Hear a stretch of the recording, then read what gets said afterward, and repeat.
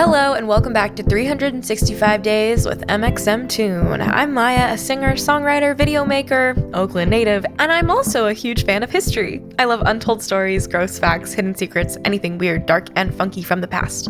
Each day, I'm going to share one of my favorite deep cuts with you, so let's take a look at today's stories. It's 365 with mxmtoon. New facts every day, so don't leave too soon. I'm gonna teach you stuff, no it won't be tough. Gonna go a year till you've had enough. It's 365 mxmtoon. Today, in 1997, the stock market crashed, but it might not be the crash that you're thinking of. It wasn't the crash of 1929, duh. It wasn't the Great Depression. It wasn't the 2008 financial crisis either. It's been referred to as a mini crash in the years since, because the overall loss in the value of publicly traded companies as a whole was way less than other notable stock market crashes. The crash began overnight in Hong Kong when the Hang Seng Index fell by 6%. From there, the downfall spread through European markets. In London, the index tracking the 100 largest listed companies on the London Stock Exchange fell by 98.9 points. Then it came to the US, where the Dow Jones Industrial Average suffered its 18th biggest loss on this day since its inception in 1896.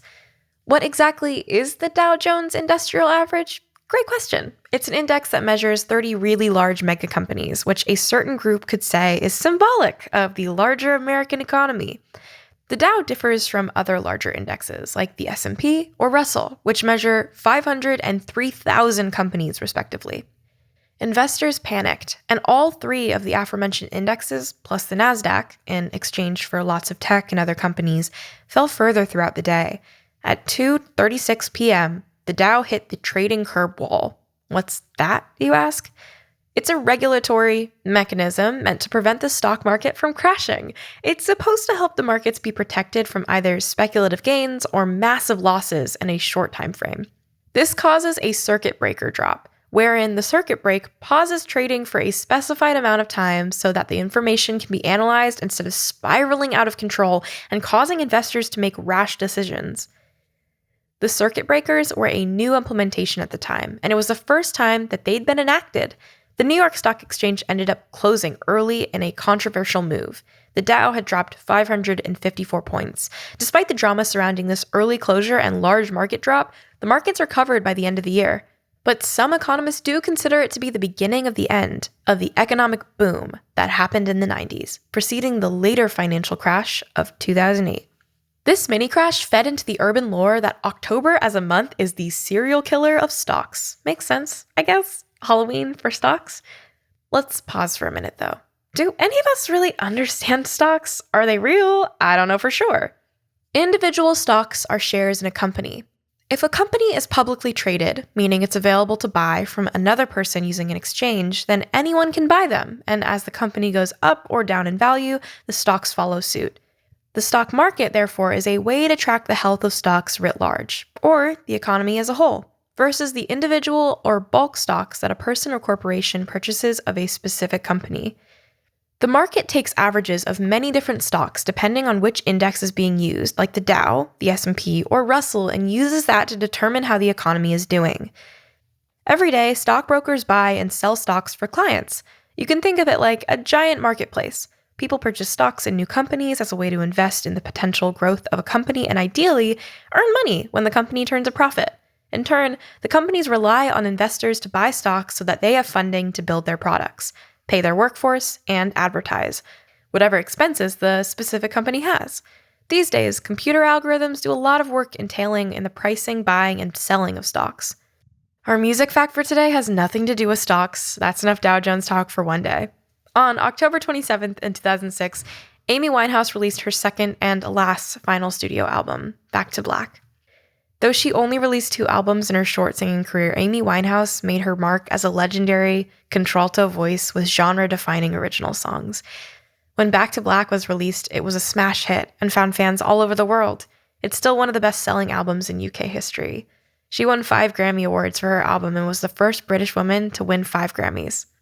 Though every song in the album is special in its own way, the 5 singles take up the most collective memory. Rehab, You Know I'm No Good, Back to Black, tears dry on their own, and love is a losing game. Sadly, Winehouse never released another album. Like several music icons before her, including Jimi Hendrix, Janis Joplin, and Jim Morrison, she died at the age of 27. Her cause of death was alcohol poisoning. But just like those other stars who died too young, her music still pervades the culture. Just this year, artist Jamie Cullum won an Ivor Novello Award for his song, The Age of Anxiety, in which he quotes texts from Winehouse before she died. They did one of their first tours together and stayed close. Rolling Stone named Back to Black number 33 on its list of the 500 greatest albums of all time. It's the perfect time to rewatch Amy, the heartbreaking documentary about her life and death. And today we have a special guest. Julien Baker, indie rock artist from Memphis, Tennessee, talks about the release of her latest record. Hi, I'm Julien Baker, and on this day, October 27th, in history, in 2017, the year of our Lord, I released my record, Turn Out the Lights. I played a show at Town Hall in New York City, and my crew and label determined that I was so competent at music that they got me a cake with my face on it. And now for our final segment of the day, I'm going to be going into my own photo archives to see what I was up to on an October 27th in my short life. I did a couple things on various October 27ths in my life. It looks here like I did a photo shoot 2 years ago. I played a show in Detroit last year. And 5 years ago, I solved a quadratic equation. I guess I took a photo of that, thought it was notable enough to put that in there. And, 6 years ago, I drew an entire sleeve with pen on my arm. So, get you a girl who can do all of those things. And that is all for this episode. Farewell for now, and remember to subscribe wherever you listen to podcasts so you can come back tomorrow for more facts from yesterday. It's 365 with mxmtoon. New facts every day, so don't leave too soon. I'm gonna teach you stuff, no it won't be tough. Gonna go a year till you've had enough. It's